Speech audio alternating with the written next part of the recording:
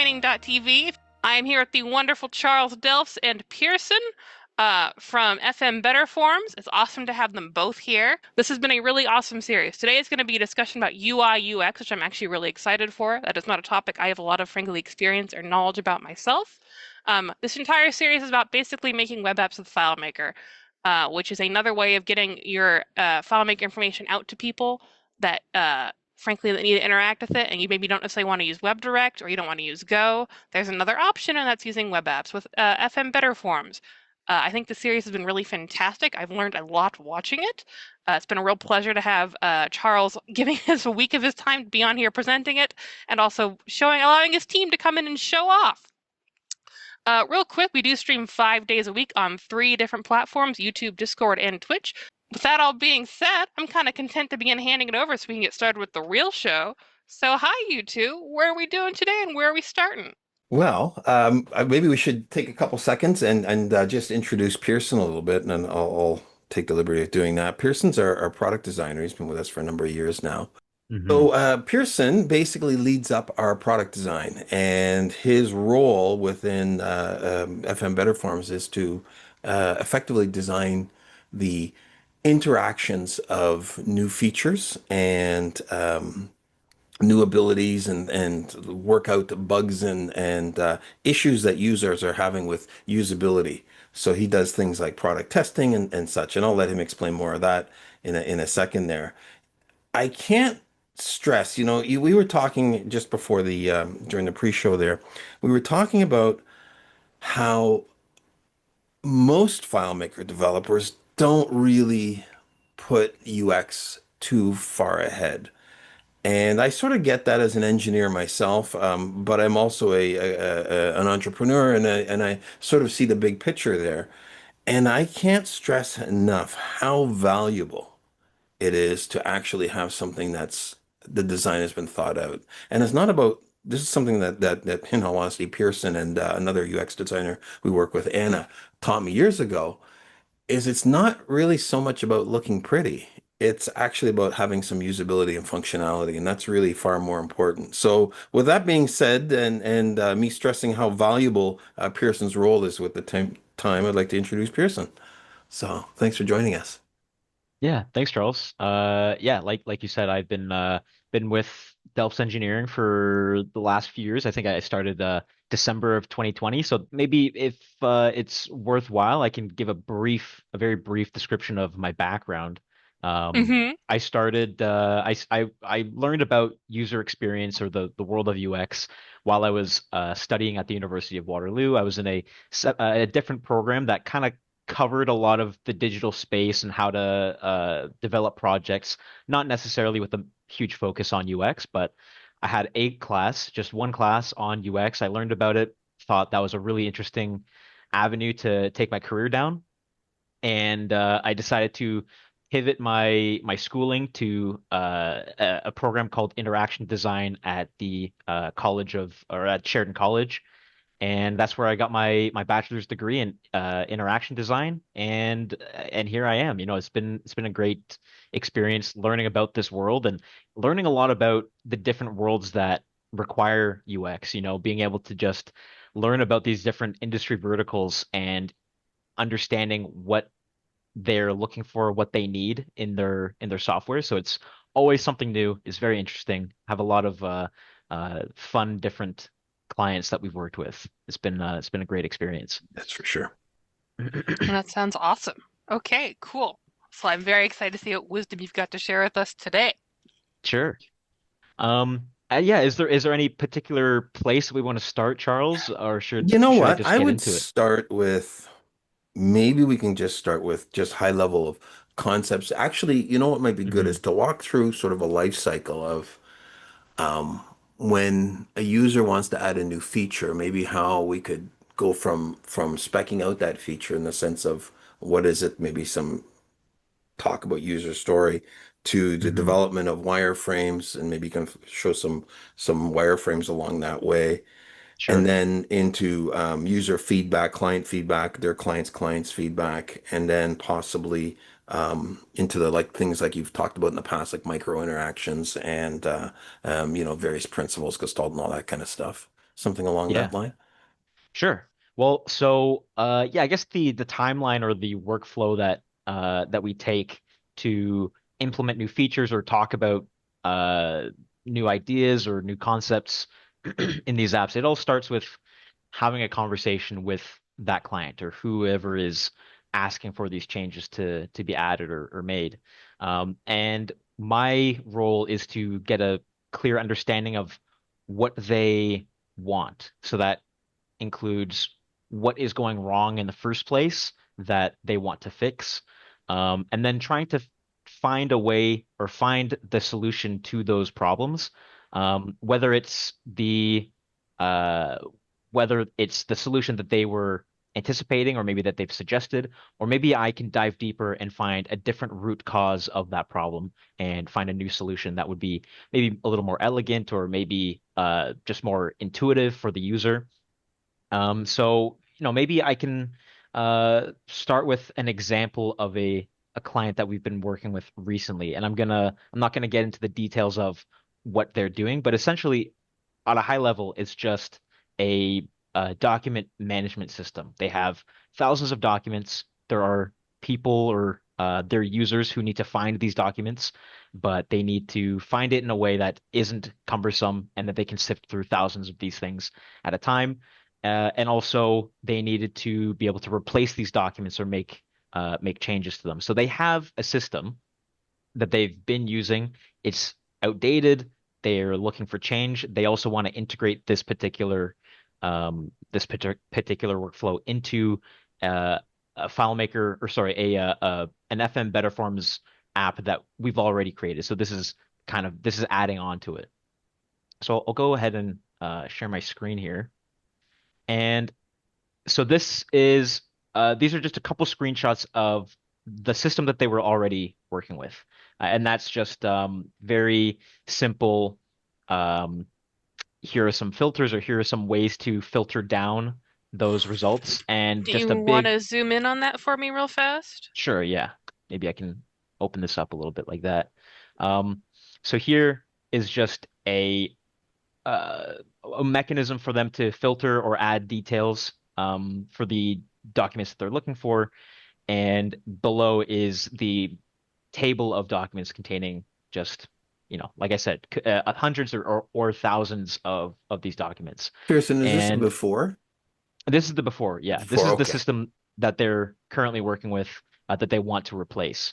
Could you just And zoom into so, like maybe 25% of that? Like just so we can kind of see it up close, get an idea. Yeah, yeah. yeah. Um, so when I'm talking to this client, I'm asking, tell me about the system. What is it doing wrong, and what do you want to improve from it? So it could be like, hey, we just needed this to be faster. It takes too long. And that might not actually be a UX or a UI issue. It could just be the technology in the background making it work too slow. But how can I help speed up the process of finding a document? Those are the kind of questions that I'm asking for something like this. And just trying to get an understanding of what exactly is a person doing with this software? What do we want them to be able to do? What do we want them to not do? Maybe there are some features that are in this system that they just don't need anymore. Maybe it's just too confusing. Uh, a lot of these FileMaker systems um, are built and then iterated upon by just adding more and adding more and adding more without Yes. taking a high level approach and looking at it as what do we not need anymore, or what can we replace instead of just tack on to. So here, this was pretty simple. This wasn't something that was particularly confusing for the users at this moment. If anything, the people who are using the system are very used to the system. So Hmm.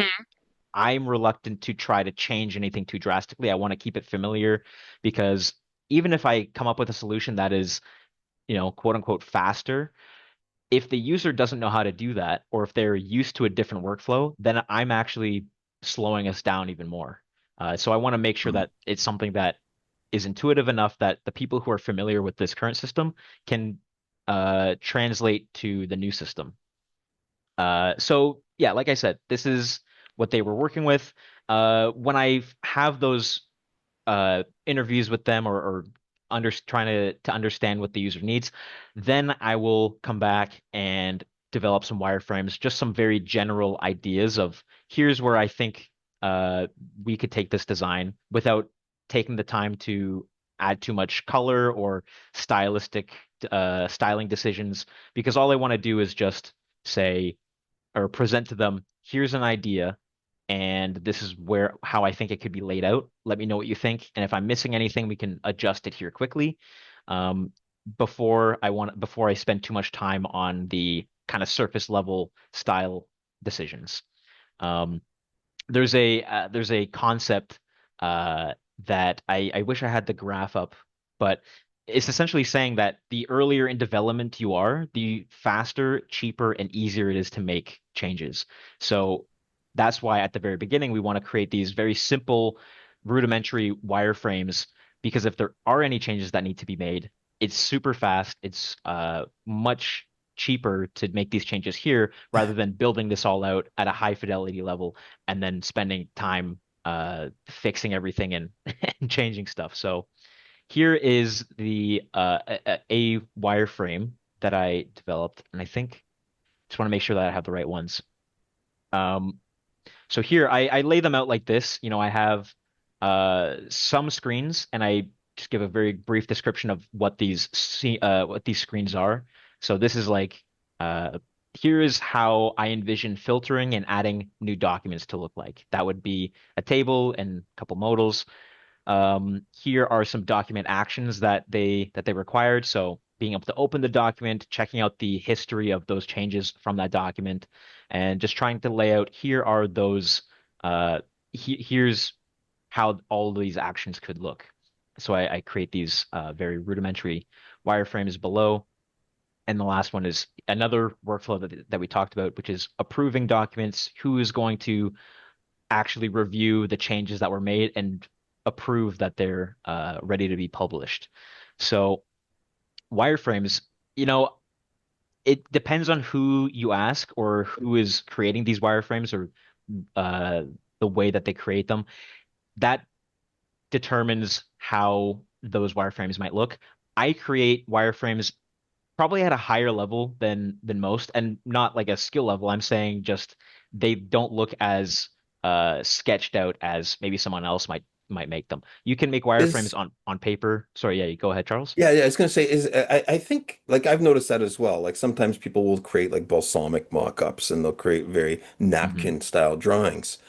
But at the same time, you have access and you're pretty proficient in your tool that you can actually your napkin drawing can actually look really like almost like a final product in that sense, just that you generally don't add color. So that Hmm. I think that's the main reason. Is that correct? Would you say it's just because it's just easy? Yeah, I use a program called Figma, and when I started using Figma, it was freer than it is now. And so I'm not sure exactly how accessible it is to just a regular developer. I think there's still quite it's still quite powerful on a free plan.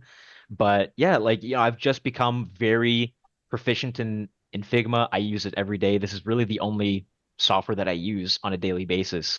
And so for me, wireframes, not for me, but in general, wireframes are meant to be fast. That is why you do them.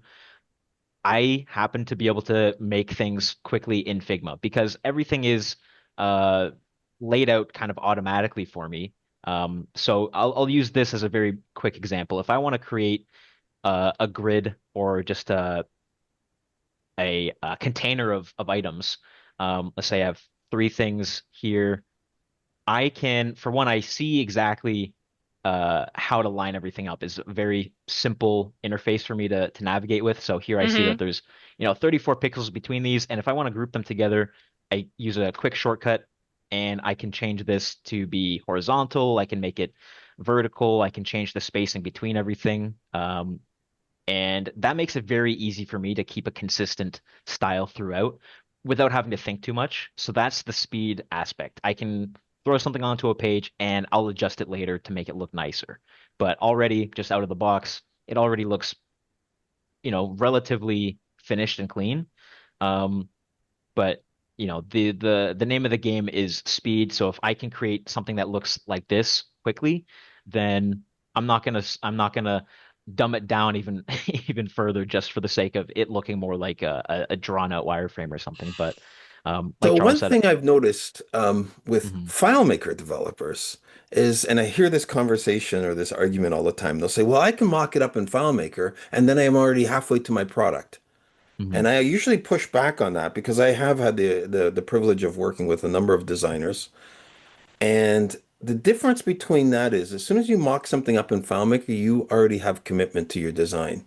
And what do they call it? A sunk cost fallacy. You sort of mhm. say, well, this is how I kind of envision the layout, and you start pushing it around and adding the stuff in. But if you noticed, like earlier when Pearson zoomed out, he generates, and this, I think all designers tend to do this, they generate a ton of throwaway designs. They're not like really in love with one particular design because they haven't Yeah. invested a ton in that. And maybe you can, Pearson, you can expand on that. But I notice quite often you'll go through an iterative process that will sort of show how you're thinking rather than saying, hey, I'm just going to refine this one FileMaker like design and be stuck in that mindset.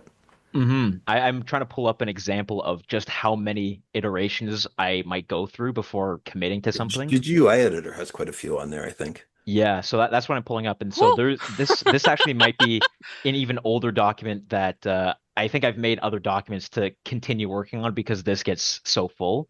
But so for example, I'll kind of briefly show kind of where we have closely landed on. And that's something like this, where this is our uh a design for our drag and drop editor, which is a powerful web editor with being able to drag components on and adjust them with these classes without having to work in that code editor text format. But so this is where we've got to so far, but it required all of these different iterations of ideas and concepts before we landed on something that we were or close to something that we were happy with. So from the very beginning, uh this is actually our old version of FM Better Forms. This is an older interface that we had, and so when we were working on this, I this was us working on how do we turn this page editor that we're currently using into something more interactive or something with a graphic user interface. So I took a lot of influence from Figma and the tools that I've used, Figma, Illustrator, Photoshop, all of those things, and looking at some other online software like Bubble or Webflow, and learning about those different ideas or concepts and seeing how we can integrate that into our software. So hmm Did you a try to very echo anything from FileMaker intentionally out of curiosity? Not that I'm saying FileMaker is the best design interface, but it'd be mhm. familiar to most people who are using this. So, Yeah, I think there is some influence there. I'm not as familiar with FileMaker as the rest of our team is, but I hmm will refer to our team and ask for their opinions and their feedback. And like I said with the last project I was showing, I want to make something that you don't have to relearn completely from scratch. If I can emulate certain uh certain patterns that Mm. our users would already be accustomed to, then that's perfect. And so this is a very early version of this interface, and this is before we even had the idea of using uh, badges to apply classes to each element. So here, this is as an example, this is an element that has been selected, and you can manipulate their properties from a panel like this. So this is very closely emulating Figma and Photoshop, where you select something and you can say, okay, I want it to be aligned to the center, and I want it to have I want it to be fixed width or full width, and that would be like something like this, where I'm saying I want this to fill the container. I think that would be the equivalent of like a flex class, Yeah. flex one maybe, from Yeah. Tailwind. And so, making it very clear and very uh, hopefully intuitive for someone to understand how to manipulate a particular element. Um, so how do you determine mhm. whether or not something is intuitive? Not to pin you to the wall Mm, and like Yeah. concepts, but like what makes you go like this is intuitive or this is not intuitive?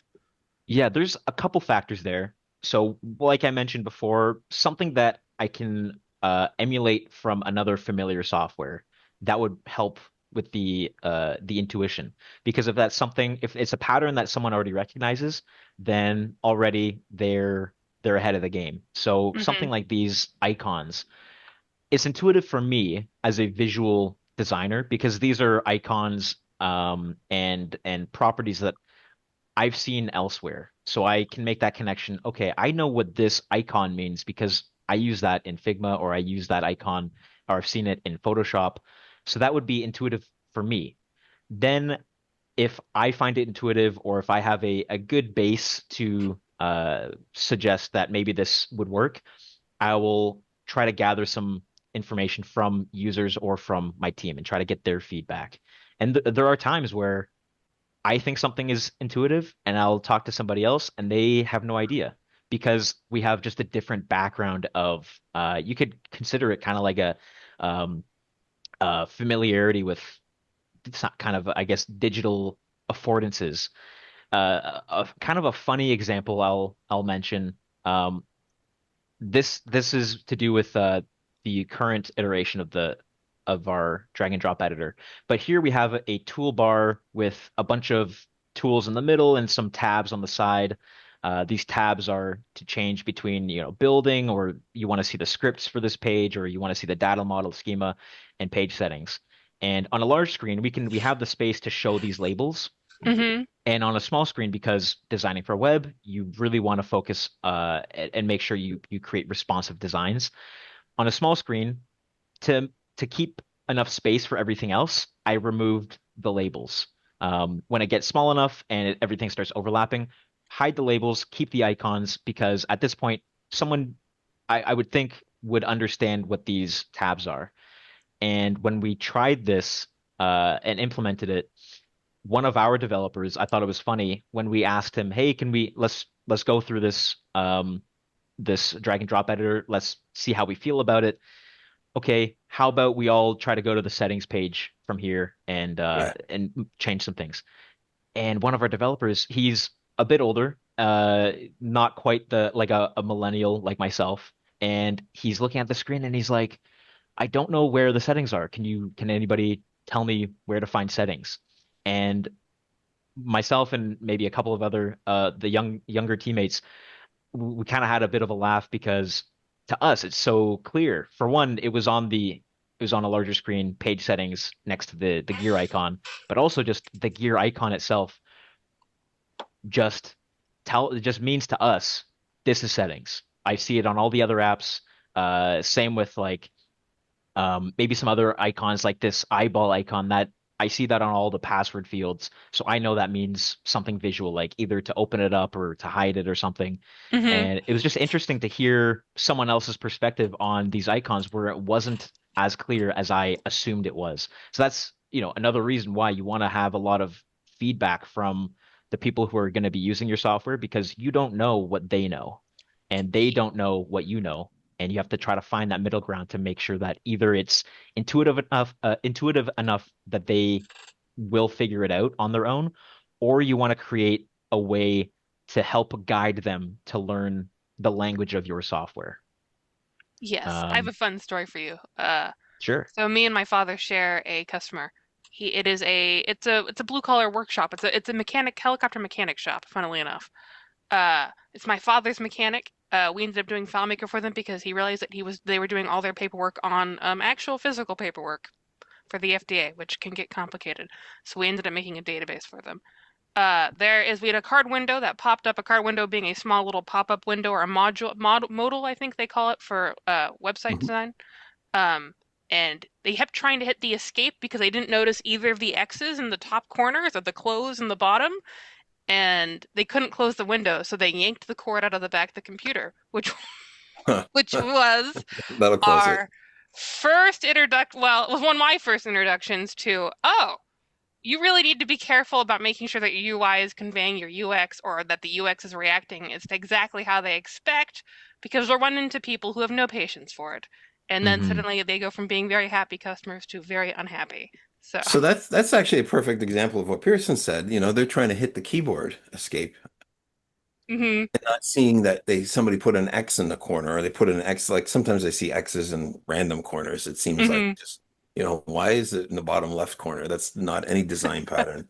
But that's Hmm. following a design pattern that you should have. And that's, when you're building these apps for the web, it's not just, you know, John in accounting anymore that knows the app inside out. It's a random person that has no patience for the app, but they're forced to use it for some reason. They gotta order a part, they gotta make a, enter a time log or something.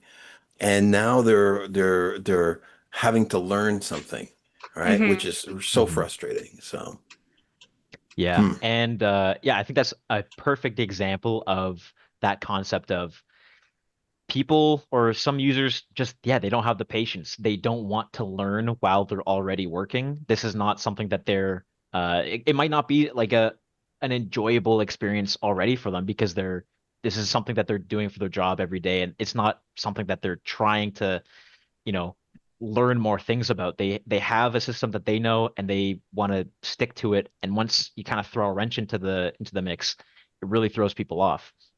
So in a case like that, if I'm observing while I'm testing, if I'm observing a an action from a user that I'm not expecting and that it is hindering their ability to complete a particular workflow, I will always ask them what did they expect? And not, obviously not in a condescending way, but to ask them, why did you click the escape button? What were you expecting to happen when you clicked escape? Why was that your first reaction? And, they would probably tell me, I click escape and I expect the window to close. And when it didn't work, I gave up and that's that. And to me, that's very valuable information because that is indicating to me what their affordances are, what they are expecting to happen, their first reactions to complete a certain task. So I don't think that the X as a close button is wrong by any means. I think that is a very natural place for a lot of other people to look to close something, but you do have to consider the people who aren't looking for the X button. So maybe that would tell me, hey, maybe we should just also, on top of being able to close this window with an X, we should also be able to close it with an escape key and just add that as a shortcut. Oh, yes, we went Yeah. and added the escape key to every single card slash modal window in the database. So, Yeah. haven't had Yeah. that problem since. Woo. There you go. I mean, boom, yeah, that's UX right there. Yes. So, so for wireframes, do you show the wireframes to the customer? Like when you do like a mock-up and have them either approve Mhm. or disapprove? Uh, because they could approve a wireframe, but then they actually experience and they go like, oh, you build it and they hate it. Like, how do you handle that kind of problem? Yeah.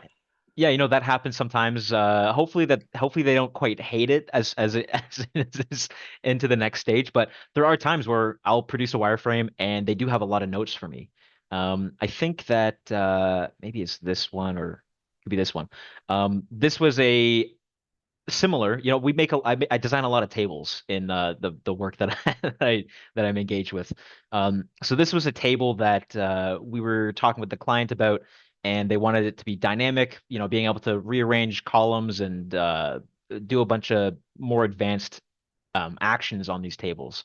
And when I presented it to them, they had great feedback, but they had a lot of notes. And so here you can see on Figma, I'll send it to them and they can add comments. So they'll click on a particular area like, hey, this is spelled wrong, and that comment will be sent to me and I can look at it and review it and make any changes. So it helps being able to see exactly where someone is pointing to and making comments on. Something like this, a lot of these comments are just saying, can we rearrange this to a different spot or, what's this one? Yeah, we want to be able to add a clear filters option here. Um, and so hopefully within the wireframe phase, they will identify what's missing. Sometimes we don't catch everything, but at least this way we can mitigate the very low-hanging fruit that might be available for us to make changes on or update. Um, At a certain point, uh, when I'm going through these wireframes, I will mention, hey, so when we wanted a way in this example, we wanted a way to expand a table row. So if there was this order, we wanted to be able to open it up and show details of that order in the table. So I'll tell them, as an interaction, we could click this button and open up the table. But I'm not going to have that prototyped or animated or anything. It's kind of more just these are concepts, and I'll try my best to explain how that interaction might look.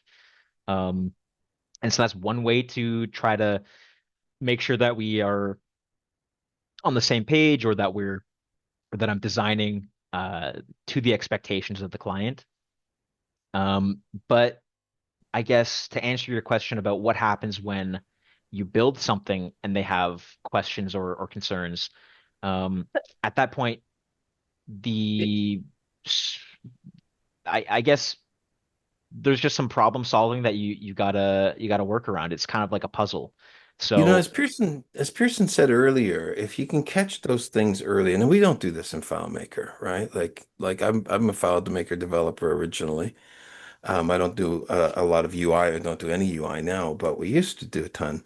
And you just go for it, right? You start coding. And it's like, oh, okay, I'm going to do Yeah, this and do this, and I'm going to just I, you just start, I just and you slap a go button rolling down, out and call it a day. right? Everybody does that. And the people that say, oh, no, no, I plan it out. I've seen their plans. They don't plan it out that much. Very few people have true designs. I only know of, I mean, Pearson and I have worked with, hundreds of clients. And I mean, how many people actually have a real clear mindset of what they want? There's only a handful. There's not that many. hmm, And, but if you can capture that initial review and say, okay, these are the user stories. This is the wireframes now. It doesn't really happen too often that you start building the app and like it's totally wrong. Like mhm, that virtually never happens. Maybe sometimes what happens is on a whim, the decision maker decides, oh, I think I want to add this totally new feature. And it goes a little sideways that way. But they don't usually say, okay, I want to change this whole layout or this thing is just totally all wrong because you've already captured all of the essence of what that thing is supposed to do really, really early. mhm. And to add to your point, Charles, there's a couple things that I try to do. What you mentioned was identifying those user journeys or those workflows, or user stories, I think you said. And so I'll work with another one of our developers. He's our backend developer guy, Jason. And so I'll work with him with the client to identify what are all of the user journeys that we're expecting or that we want to build out. So that would be usually they're written in a document described as um, it'll say, as a user, I want to be able to export this table of information into a PDF. So that is the information, that is the action that we want to happen. And it's up to Jason and I to figure out how we can execute that. That would be an easy example, like, okay, we have a table and I'll put an export button up here and that would export the table. Easy enough for me as the designer. It helps Jason understand what he'll have to configure in the back end. If I did have an export button up here, how does that work? Um, but those are really, really helpful, being able to especially have it in writing with our clients to make sure that here is exactly what we've been told to build and execute, and we have it in writing. And so we'll come back after when it's all built out. And if there's anything else that you want to add to it, then we'll try to be accommodating of that. But at least we have this as kind of that in the contract saying this is what we talked about, and these are the things that we're going to work on. Um, the second way to kind of to help make sure that we aren't or that we can continue developing or iterating upon a design when they're ready to add more features. Um, it's uh, it's in my head to try to create a framework that is modular that we can continue working on. So that'll usually come out in the conversations, those discovery calls, understanding what the product is and what they need. Sometimes I do anticipate changes to come in the future. Maybe we're just building an MVP, a minimal viable product at first, and they have maybe some larger scale ideas that they want to implement, but we push back on saying, this might not be necessary right now. We want to get the proof of concept out first, Mhm. but we can keep that in mind. And so I'll create the designs with that in mind. I think that was an example here where, um, or actually, might not be exactly here, but I think sometimes it'll be like, okay, I see that we want to do this and we also want to do this. We'll do this first thing in this iteration, but I'm going to be aware that this will probably require some tabs. We want to be able to add tabs to change between pages or layouts. So I'll be aware of that and I'll design in a way that we can accommodate that in the future, but we're not going to focus on the details just yet, but I will make sure that we're ready. This kind of like the skeleton of everything will be able to add more things onto it. Um, so those are my best mechanisms or ways of making sure that we can keep adding as the product grows and not pigeonhole us into a corner so that we can't expand if we need to. So that kind of brings up an interesting engineering thing as well. We had a focus group this morning with some of our community and just talking about some new features and like things like automatically generated change logs and stuff that they would like. And I'm listening to these things and asking a whole bunch of questions, but I'm not. I'm more thinking from the engineering side of the perspective. I'm thinking, how can because a lot of people have these different stories. Well, I need a thing for my boss, and another person was like, I need something that I can have a note that I can look at later on, and from different scopes of this change log concept that we were talking about. And you want to engineer something, you want to design something that is flexible enough at the root level that you don't just exactly solve that one case. It's not much extra work. It works out to be about 25% more in terms of this API first style design. But you're designing something so that it's flexible enough that you can meet these different stories. And this interface here, actually, Pearson, can you go to the newest? Like, have a look at the sidebar on the side there, and then we'll go to like the latest or one of the latest ones anyway. Just mainly the right hand side. Oh, this Right. yeah, So this yeah, panel. so here's something that this is a good example, and this is from a UX point of view about building something for the future. There's a toggle there. You can see it says classes, another toggle that says edit, but there could be two or three more that are quite easily that can pop into there. And at the same time, under certain cases, we could collapse some of those so there's not so much visual clutter. So that's extensible. The top, this is something that hasn't been built in, but this is a new. There's a top contextual toolbar at the top there. And those are all tools that are related to the UI point perspective, the tab that he's on, the build tab that he's on. But if we were on one of those other tabs, some of those tools may change.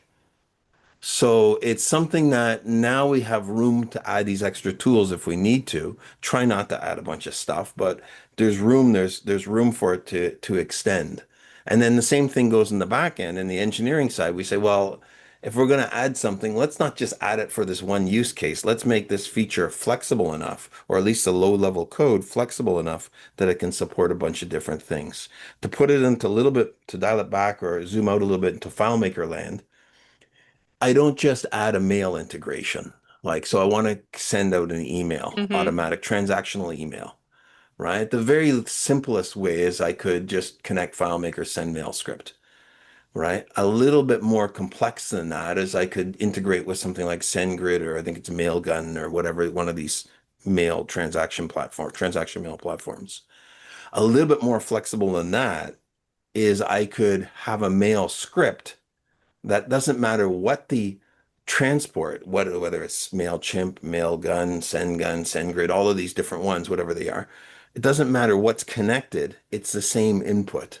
So now my software, no matter what, wherever I want to send an email, and we can maybe talk about this at a little later date, but no matter where in my email in my software I want to send an email, it makes no difference, and I can swap out those other ones Suddenly we find that they changed the pricing plan, or we can't use them for some reason. We can swap it out without Hmm. breaking a bunch of things. So it Which is makes a little bit nice. more robust design. But anyway, the same thing happens in UX as well. Sorry, Hmm. Pearson. Yeah, no, I think that's a great example. I think maybe if I can quickly find some former iterations of this toolbar, this is kind of the more recent uh, While you're looking design that for we've been that, working. Hmm. um, Margaret, if you had a client that had I don't know, 200-hour project or 100 hours for easy numbers, Okay. how much of that 100 hours would you spend on what phase? That's just ballpark, pulling it out of, thin air, so to speak. Like how much would you spend out in, say, scoping out the project or UX or testing or I mean, I would probably do pretty okay. Well, if I was being a good FileMaker developer and not one that, goes by impulse and does like dumb things, an honest answer. It doesn't have to be I perfect, right? I don't know. And I'd I probably wouldn't mind spend asking the community as at well. least So, like, 10 to 15 hours, I feel like, because you want to sit there and talk to them. You want to know what they actually want. right. And trying to talk to a customer and get what they actually want out of them is actually really difficult. I did not realize how difficult this was until I Hmm. had to do it for myself for the first time because they'll be like, "Oh, I want this." And the thing is they say they want this, but really what they really want is something beneath that, like some conceptual pain that they're not actually verbalizing, Hmm. that you could approach in a totally different way if you knew what the pain was, but you have to dig in to what their pain points are. So So, people watching, if you could chime in and just a percentage, how much would you spend on that first phase, that UX discovery kind of phase that we've been talking, just a percentage? I'd love to hear that. And I won't say what we spend on it just yet, but we'll wait till we maybe get some feedback. Just to add around to 20%, someone said. Right. just to add to what you were saying, Margaret, about, identifying or trying to communicate with the client and understanding what they want, and they'll tell you what they want, but maybe not what they need. Yeah. It's a really, I'm sure, Charles, I That's know like you know any this relationship, quote. I think. Yeah, yeah. Charles, I know you're familiar with this, but there's that famous quote, I think it was Henry Ford, who mentioned that if you asked a farmer what they Yeah. needed, they would say they need faster horses. So he invented a car. And, Yeah. he's as it's all about identifying what is the actual problem here. Steve Jobs, same thing. Yeah, what is the problem and how can we solve it? Not necessarily taking or by taking the user's advice with a grain of salt because they know what they want, but might not be the right solution. So if you can identify what is the actual problem, then you as the problem solver can maybe come up with something better. Yes. It's just a matter of, getting the actual problem out of them. Yeah, yeah, yeah, yeah. Uh, yeah, someone said like a bit 20% is kind of the guesses that I'm seeing. So Um, we found that in the projects we've worked on, now we do mhm. consulting, so we don't generally do too much on the back end because they already have existing developers, but they'll say, well, we want somebody to help design the app and build out the front end. We spend about 35% of the time. And you say, Okay. wow, that's so much. But it's not, because what happens is the developer goes and they can build this thing fast because there's no guesswork anymore. Like, how many times do you open up layout mode and you put a thing and I'm going to move this and I push a pixel around and now I'm going to change the color and I'm going to slide this over a little bit. Now let me just tweak this up a little bit.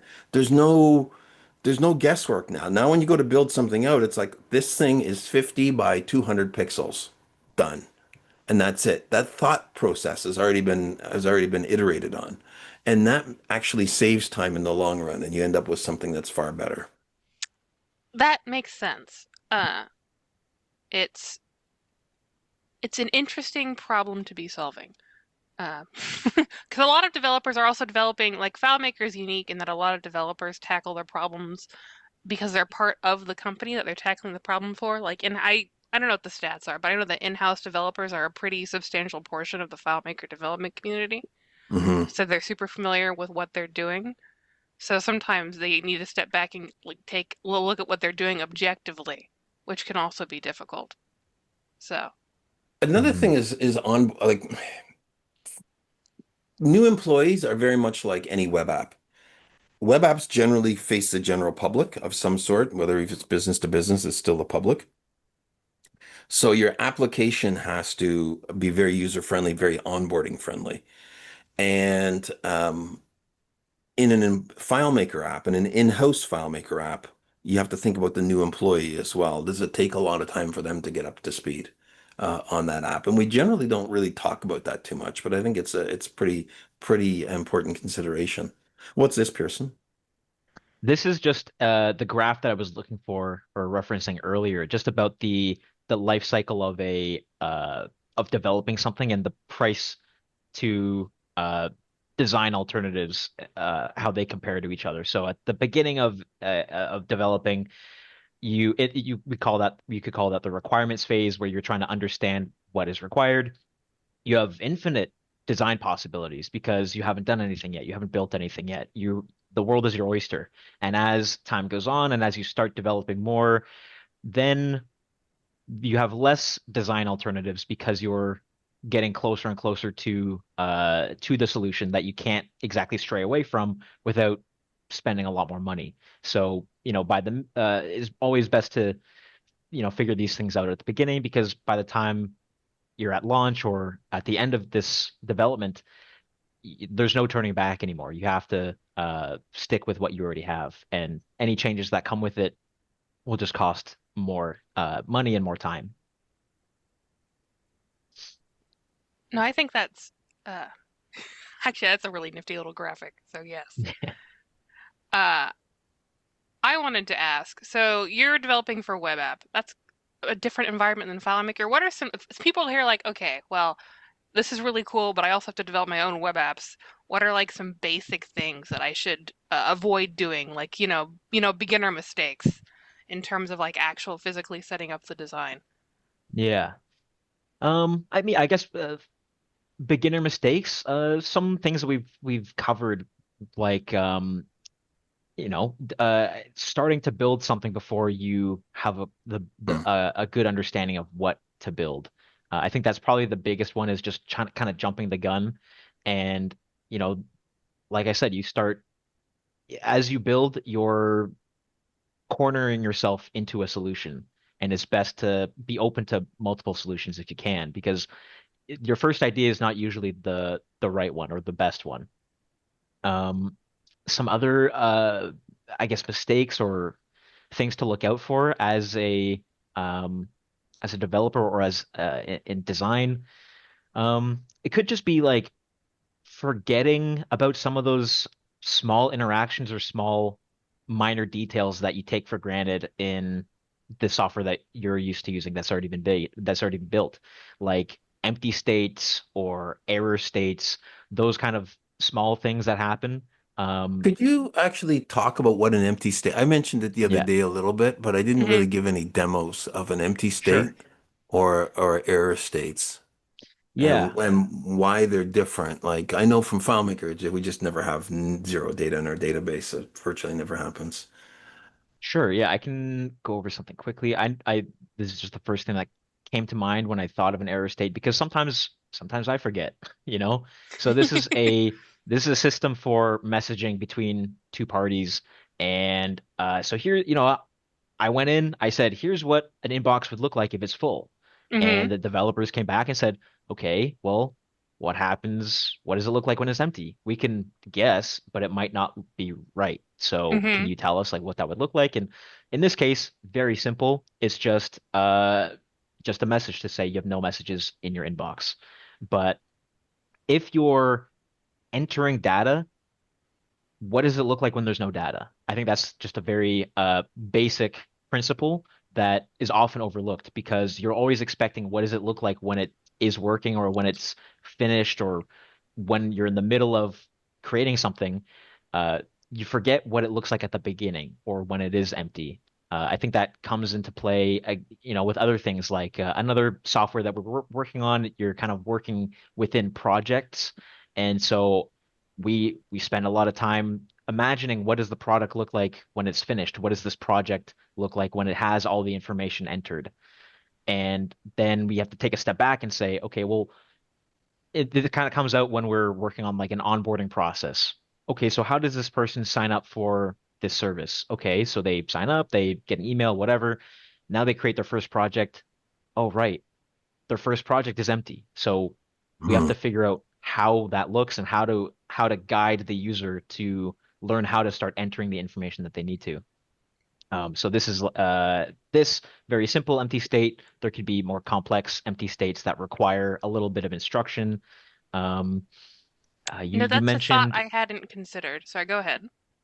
Oh, sure. Actually, I'm unless there was anything else you wanted to add about some that you haven't Um, considered this. I notice sometimes you on an empty state you put like a call to action as well. Mhm. Like you have no like this is not a wouldn't you wouldn't do it on an inbox. But Hmm. if it's a project management software, it says, "Oh, you don't have any projects. You're Mhm. using it's project management software, so the intuitive thing would be start a new project most likely or Yeah. create a new one." Yeah, I'll use this. This is what I was referring to about this onboarding process. So it's, something like this. This is what they see as soon as they sign up. There is no information. This is what are they going to see when they Hmm. start their account. So here we have like a welcome message and a call to action. This is prompting them. There's nothing to click on this page except for this button. Please click it. And that'll take you to this workflow where you're entering in some information about your product or about your project.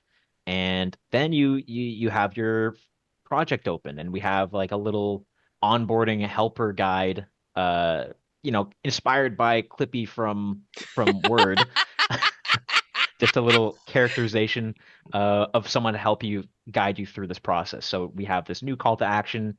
This is just saying this project is empty. Here's how to make it not empty. So those are just some very basic, uh, yeah, empty states you could say to help guide someone to make it not empty anymore. You also mentioned, Charles, about error states. I think I was just working on one just the other day. And this is something that our QA tester brought up to me, and he said, maybe it's in here. This is a modal for uploading a document, and our QA tester uh, pointed this out very astutely. He said, "What happens when they upload the wrong document, or not the wrong document, but an incompatible document? What Hmm. happens? Because at this point, what I would have handed off if this wasn't caught, the developers would have to ask me, now what? If they upload a the wrong type of file, what happens? Right now, it's just going to be nothing.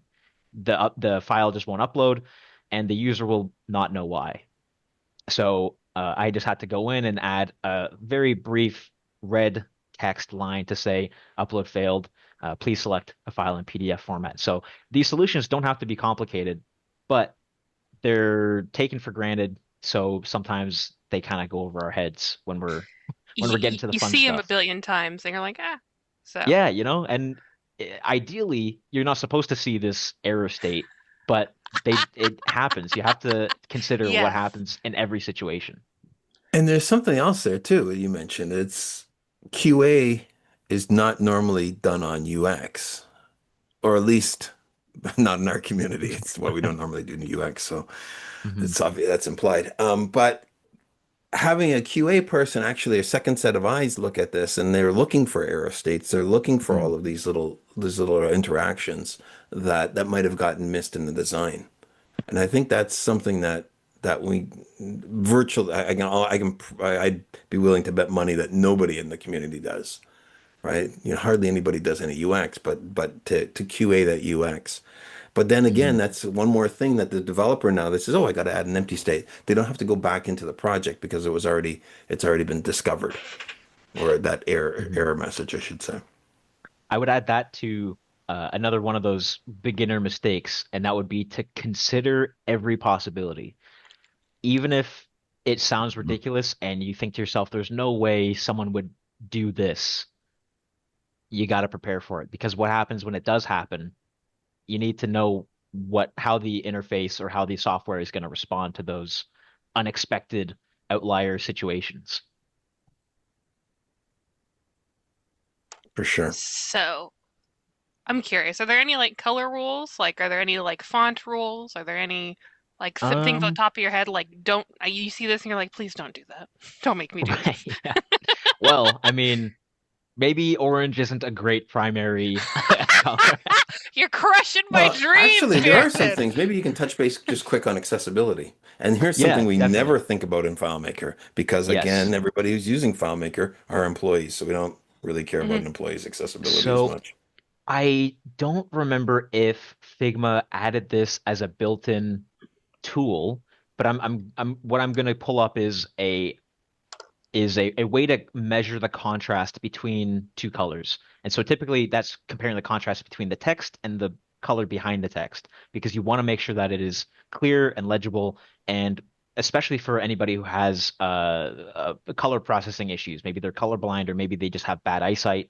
And I think there might be a built-in tool, but there is something that I've used in the past that I gonna try to find quickly. I think it's yeah, here we go. The contrast accessibility checker.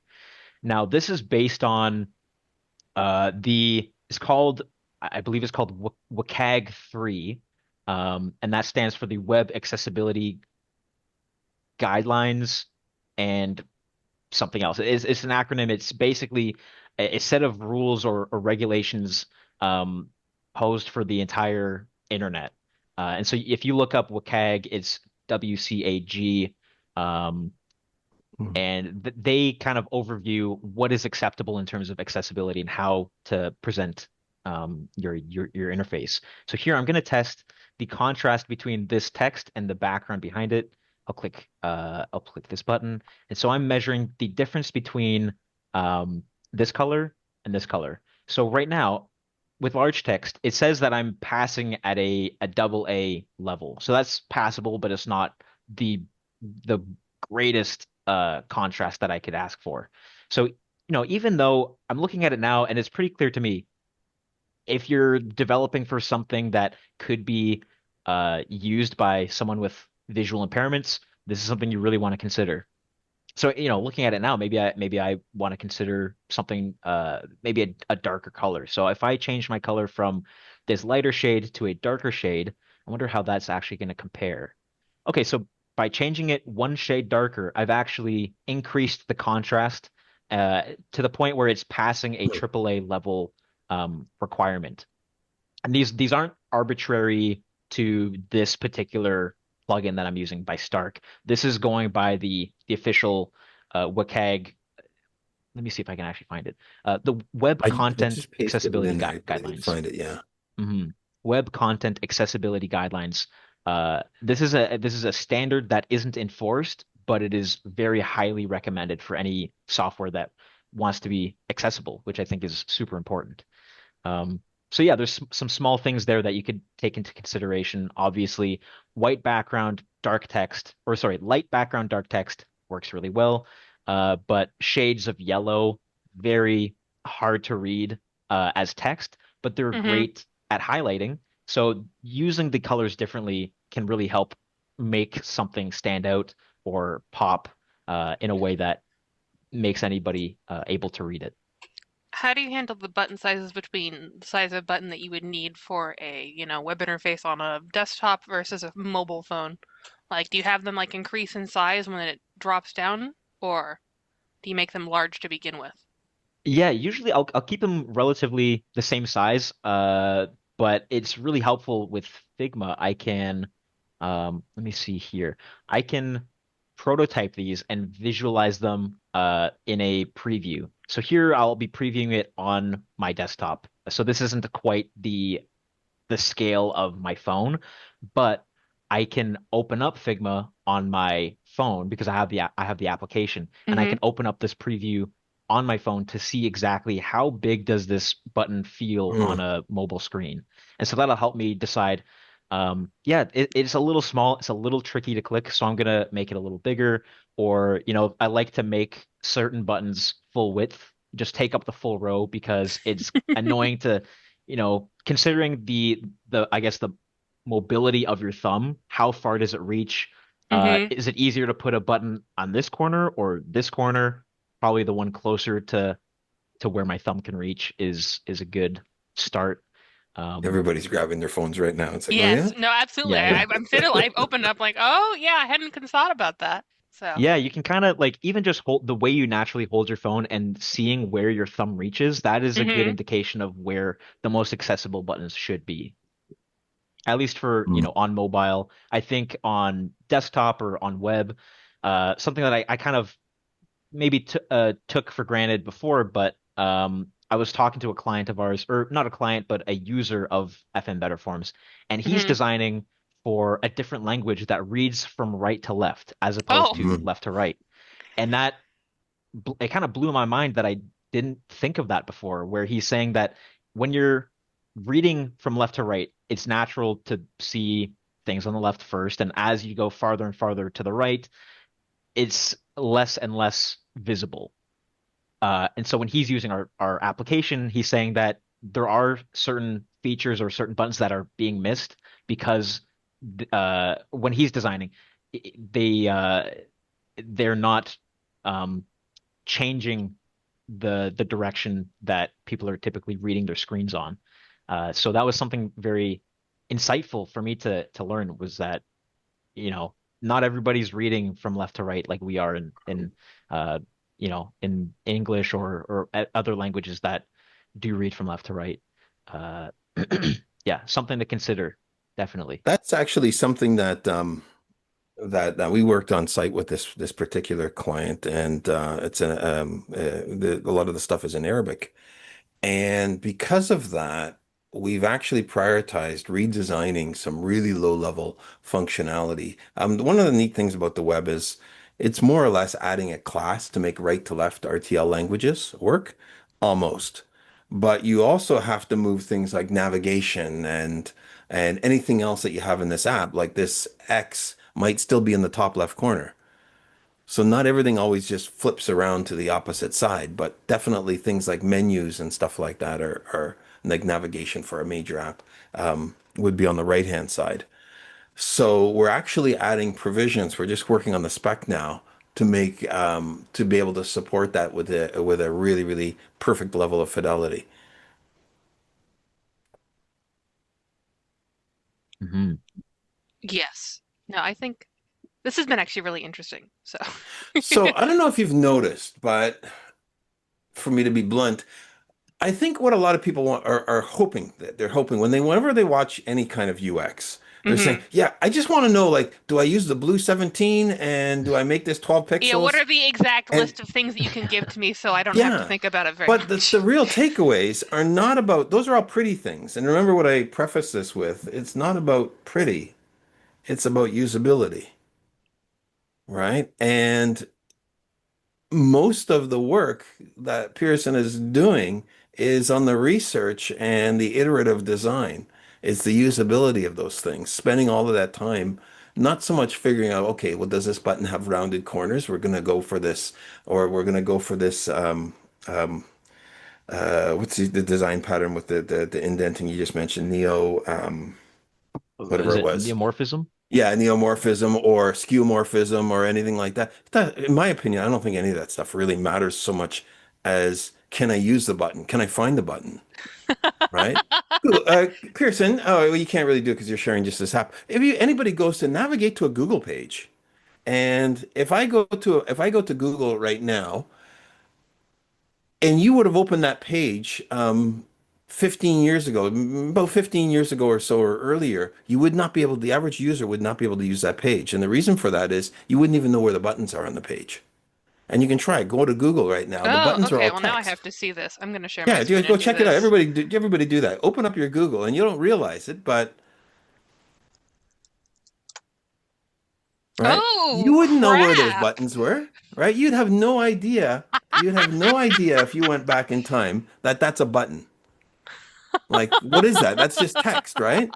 Even this would be barely recognizable as a button because we had these three-dimensional skeuomorphic kind of buttons, going back, say, 20 years ago or whatever, No, like everything right? was very much like depressed, or you could see that it Yeah, had. it's It was multi-dimensional or layered. This would like this, it would say search here, and there would mhm. be a big blank button on the right-hand side that you'd click to say search. There's no button here though, right? It's Oh, implied that you hit someone enter. someone in the Discord I will bring up brought up the old Yeah, buttons. there you go. Mhm. That's getting there. But you see, here's an iterative design. Look, check it out, because they put lines underneath.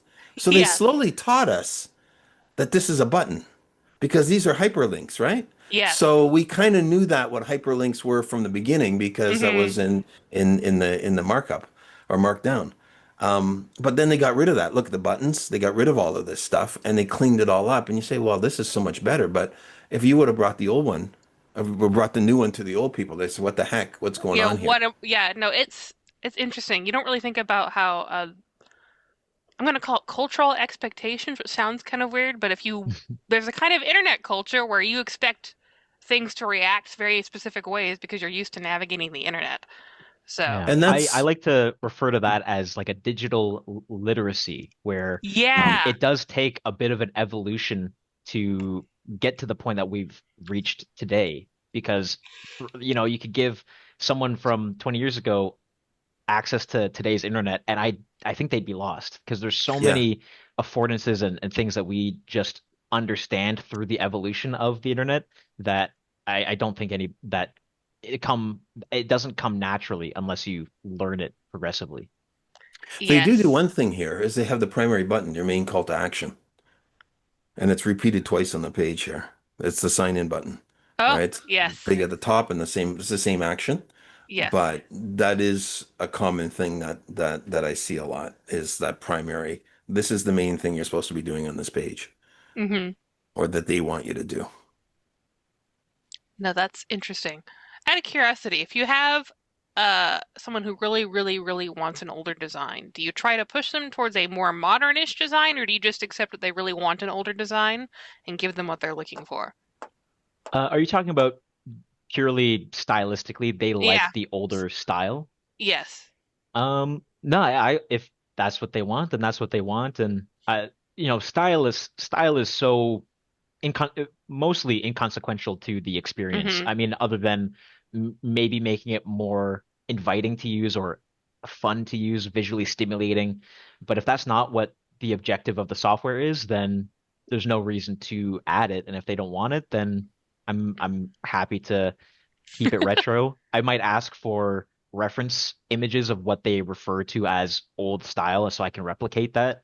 But I for sure wouldn't die on a hill suggesting to make everything look modern because I think they're, even I think I've heard of some people maybe complaining about how a lot of stuff beyond maybe the internet, content, art, movies, a lot of it seems very similar, and there's a lack of personality and character in some of Hmm. these things. So it sometimes it is nice to kind of make yourself stand out from the crowd if that's helpful to your product. There you go. I think you could probably work around, like, you can theme a house to be a 1800s look and feel. But you're probably still going to have a door, or you might have an old fa looking faucet, but you'll still have running water. So you can probably have some pretty good hybrid blend of old and new if you wanted, if they really wanted to have a certain Definitely. kind of look. For sure, yeah. Fine, yeah, maybe that's the best solution is try to find that middle ground to maintain that old style while still maintaining modern uh properties or requirements. No, absolutely. That's something you don't really think about, like, stuff that is consistent. Hmm. Uh, yeah, I had a client who wanted an old design. When I showed him using a full design using neomorphism, he was delighted. Uh, I think it depends on the client. There are clients I would not do that to.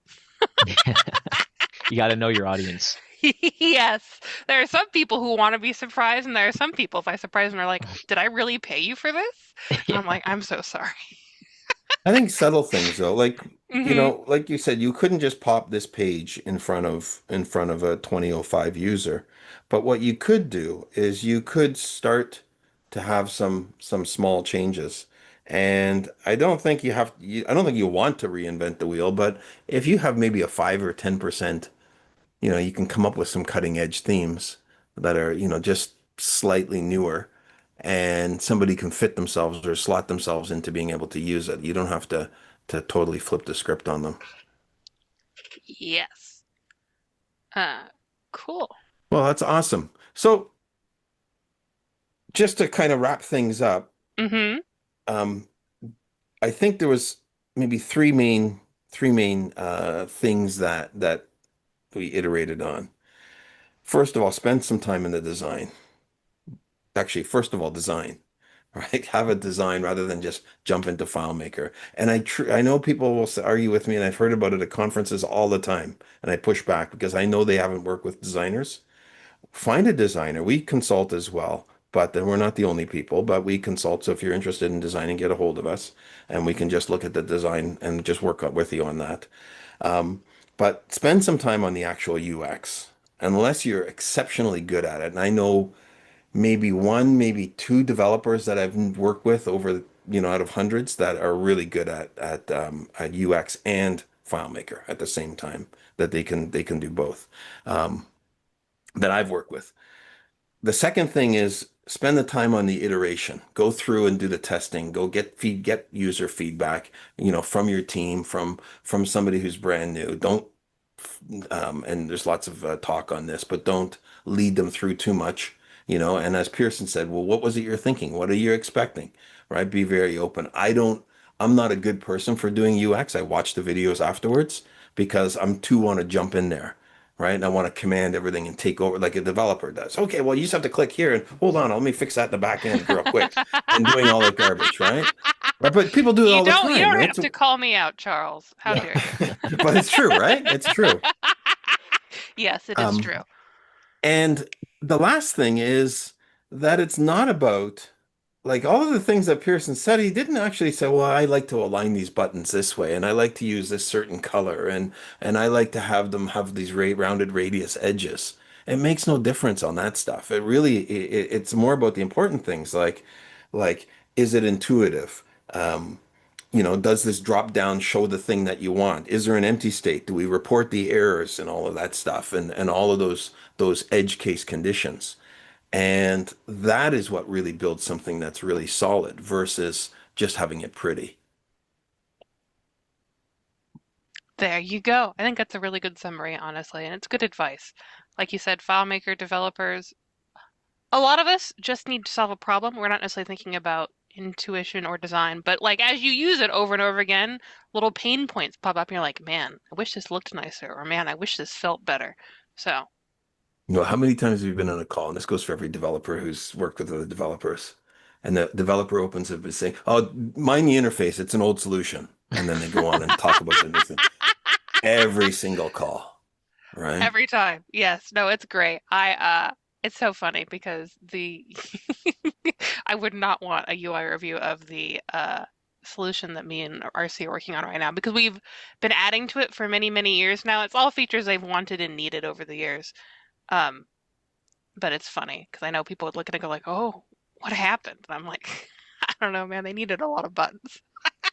Being devil's advocate, you don't, it doesn't matter either. I could argue because again, if it's just employees, I don't mean them that they're bad, just employees, but if they're employees, they'll figure it out. Yeah, So it no, takes them an extra th half an hour or they something will to find definitely the figure it button to out. make the report. They'll figure it out and they'll write it on a post-it note and say, okay, to get the special end of month report, this is how I do it. I got to go to this menu. And they Yeah, write that stuff out. Cannot do that with the web though. Right? no. Like you can't, if it was that hard in Gmail to reply to a mail every time, nobody would use it. So you have to No, have something that's functional. And that's the yes, real takeaway, I think. I absolutely agree. Uh, cool. So thank you both very much. It's been a real pleasure. I look forward to having you back on tomorrow, Charles. Thank you, Pearson, for your time. Yeah, Yeah, thanks, thanks Peter. for having me. Absolutely, anytime. All right, everybody, have a good one. Bye. Great. Thank you so much.